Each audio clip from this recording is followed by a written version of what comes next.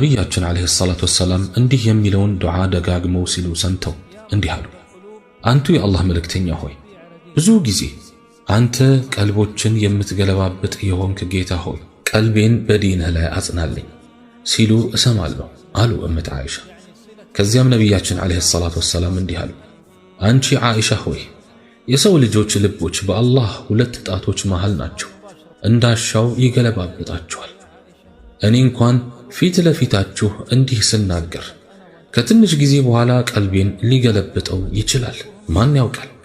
ስለዚህ ነቢያችን ዓለይሂ ሰላቱ ወሰላም እንዲህ ብለው ዱዓ እያደረጉ የሚያበዙ ከነበረ እኔ እናንተ ይህ ዱዓ ከሳቸው በላይ ያስፈልገናል። ያ ሙቀሊበል ቁሉብ ሰቢት ቁሉበና ዐላ ዲኒክ። የፊትና በሮች ብዙ ናቸውና ዱዓ እናብዛ ወዳጆቼ። ስለዚህ ቀልቦች የሚገለባብጠው እንዲሁም የሚያጸናውና የሚያረጋጋው አላህ ሱብሓነሁ ወተዓላ ነው። እንኳንስ የኛ የነቢዩም ዓለይሂ ሰላቱ ወሰላም ቀልብ በአላህ ሱብሓነሁ ወተዓላ ነው የተረጋጋው።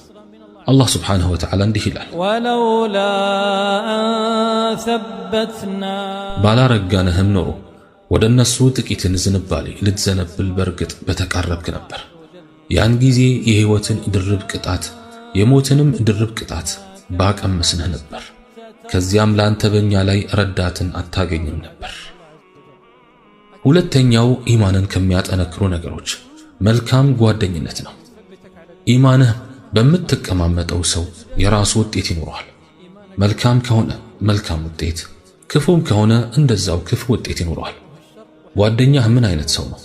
አብረኸው ስለምን ታወራላችሁ? ስለ ደግ ሥራ፣ ስለ ዳዕዋ፣ ድሆችን